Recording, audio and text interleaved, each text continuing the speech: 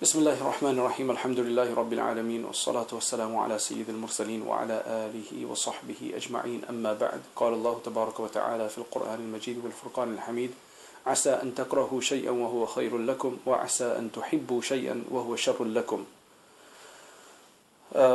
One of the issues that we get consulted about quite a bit is, and I've had a number of these questions, is that you've got this brother or this sister who want to marry who want to marry someone, and they think they found the right person, and then they've become either intellectually obsessed or emotionally obsessed with them, and they think that this is the best person. I mean, this is quite a natural feeling that happens sometimes, that if you found somebody that seems to tick all the boxes that have been in your mind, for a prospective spouse, you then suddenly latch on to them and you become so emotionally attached that you think that you can't get anything better than that.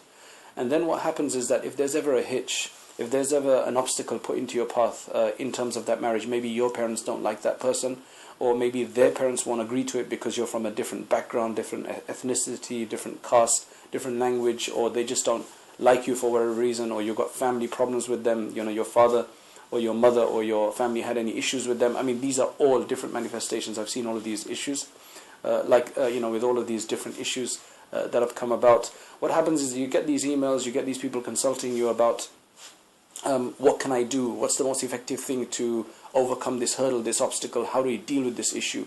And so on.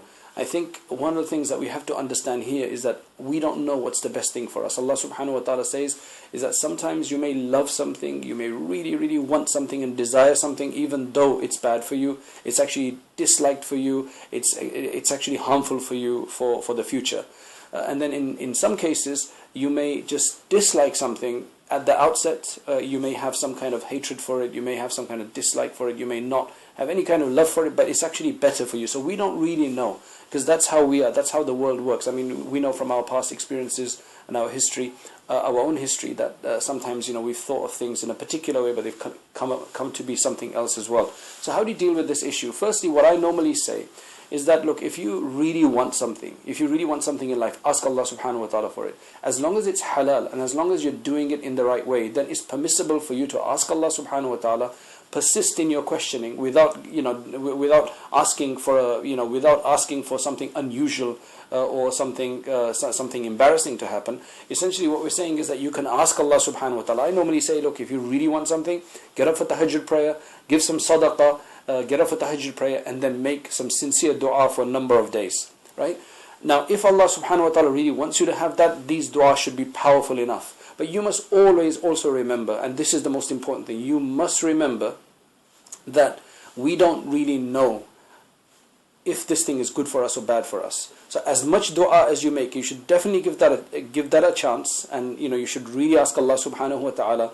But if Allah subhanahu wa ta'ala doesn't want us to have that thing, then what we need to really be clear about, and what we really need to understand, is that we need to be able to overcome our obsession.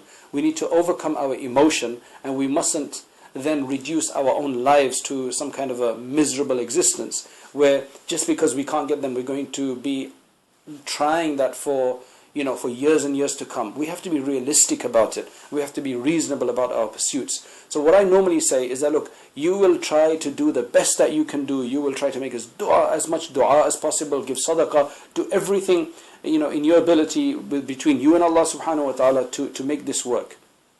But have a timeline, have a certain period in which you'll do this for. So you'll say you'll give it 2 months, you'll give it maximum 3 months. I don't suggest that you go for a year, because at the end of the day, when it comes to marriage, we're always getting older, things change, illnesses could hit us, and the longer we live, in most cases, according to the general way that Allah subhanahu wa ta'ala has made the world, we generally have less potential afterwards. So the older we get, the less likely we become less likely to get married to who we really want to, generally speaking. I mean, this is not always the case. So what I'm saying is that we need to be realistic about it. We need to give it a certain period of time. We'll say, okay, for 3 months, this is what I'm going to try to do. And inshallah, if it works in this, and I'm going to make every dua to Allah subhanahu wa ta'ala I can to make this work. But if in 3 months it doesn't happen, then I need to detach myself. And the best thing to do in this case is to do istikhara. I mean, there is another video lecture we have on istikhara and emotional attachment and so on. But this one in particular was just about being realistic and reasonable about it, where we give ourselves a time frame and then we don't just obsess forever. I mean, believe me, a lifelong obsession, which is something you can't get, it is extremely detrimental for you, from every perspective, because it will slow you down, it will inhibit you, it will make you miserable, it will make you sad, it will make you depressed, you won't be able to get work done properly, you won't be able to really pursue anything else that is important to pursue. It will have an impact on your life, it will have an impact on your health, it will have an impact on your status in many different ways. And at the end of the day, Allah subhanahu wa ta'ala has, as they say, there's a lot of fish in the sea. Right? There are many fish in the sea, and this obsession that we have sometimes, that this is the best person, believe me, it's not always the case. It seems like that, but Allah subhanahu wa ta'ala can very easily put something much better in another person. And there are so many other people, وَفَوْقَ كُلِّ ذِي عِلْمٍ عَلِيمٍ, as Allah subhanahu wa ta'ala says, that beyond every knowledgeable person, there's a more knowledgeable person, and this is the same with everything else. It's just that sometimes we don't know that.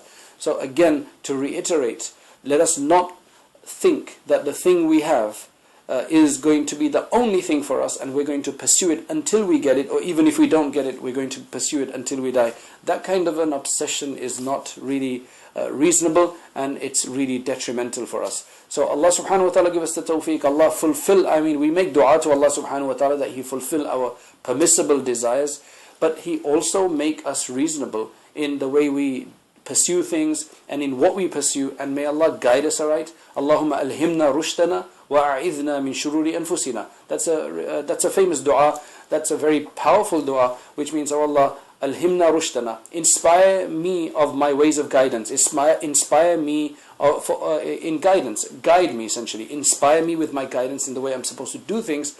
Wa alhimna rushtana wa a'idhna min shururi anfusina, which means, and give me refuge, give me protection from the evils of my own lowly self, of my ego, of my desires. So I don't want to succumb to them, but at the end of the day, I want you to guide me in the best way possible, that is for me in this world and in the hereafter. So Allah subhanahu wa ta'ala fulfill our permissible desires, and may Allah subhanahu wa ta'ala make it easy for us to see things correctly and rightly and reasonably, and may Allah subhanahu wa ta'ala grant us tawfiq in this world. Wa akhiru da'wana and alhamdulillahi rabbil alameen.